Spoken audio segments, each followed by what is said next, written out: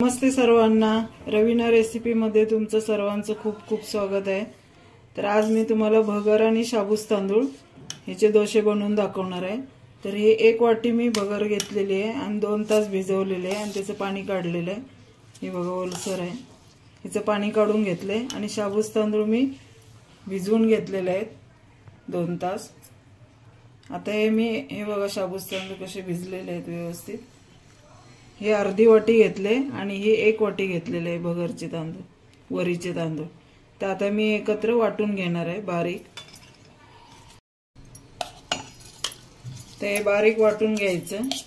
तर पहिला मी जरा भगरचे तांदूळ फिरवून घेते आणि मग शाबूस तांदूळ घालते त्याच्यामध्ये। तर हे बघा पाणी न घालता मी हे घटसर वाटून घेतलेलं आहे। आता याच्यामध्येच मी शाबूस तांदूळ घालून घेणार आहे आणि फिरवणार आहे। नंतर वाटल्यास आपण पाणी घालून घ्यायचं त्याच्यामध्ये।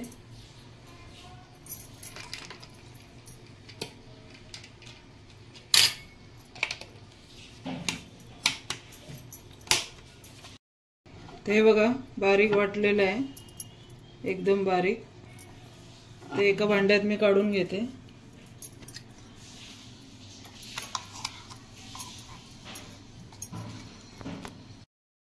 ते बघा तर हे बारीक झालेलं आहे आणि मिक्सरचं भांडं मी धुवून घातलेलं आहे याच्यामध्ये। पाणी अशी कन्सिस्टन्सी ठेवायची, एवढे जाड ठेवायचं आणि हे अर्धा तास आता याच्यामध्ये मीठ घालते चवीनुसार। चांगलं फेटून अर्धा तास झाकून ठेवायचं, तोपर्यंत मी चटणी बनवून घेते। तर आता हे बघा मी चटणी वाटून घेते। तर ह्या तिखट नाही आहेत मिरच्या, 2 मिरच्या घेते आणि हे शेंगदाणे भाजलेले आहे आणि ओलं खोबरं चमचाभर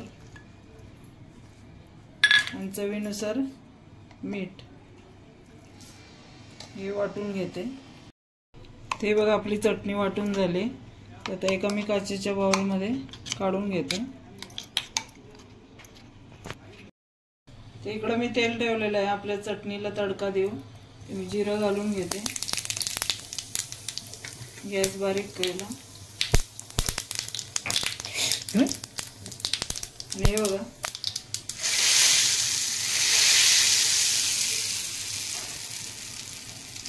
आपली चटणी तयार झाली। तडका दिला ना की मग अजून जरा टेस्ट येते चटणीला चांगली। आता उपवासाची आहे म्हणून जिरं घातलं। ते बघा अर्धा तास झालेला आहे आता। तर आता आपलं पीठ हे थोडंसं घट्ट वाटतंय म्हणून थोडंसं पाणी घालून घेते मी। चांगलं फेटून घ्यायचं। ते इकडे तवा ठेवलाय मी आणि त्याला आता तेल लावून घेते। तुम्ही तूप पण लावू शकता।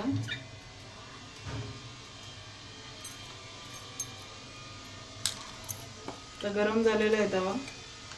मग तुम्हाला जे साईज पाहिजे त्या साईज मध्ये तुम्ही काढून घेऊ शकता। एकदम पातळ पाहिजे तर पातळ पण काढू शकता।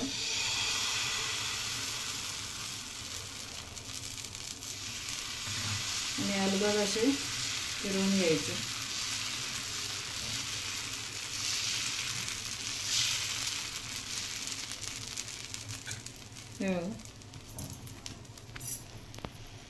तर 2 मिनिटं याच्यावर झाकण ठेवायचं। त्याच्यावर आता तूप घालून घेऊ शकता तुम्ही वरती, म्हणजे तुपाने अजून चांगली चव येते। आणि मस्त पांढरा शुभ्र झालेला आहे। लगेच उचलला पण।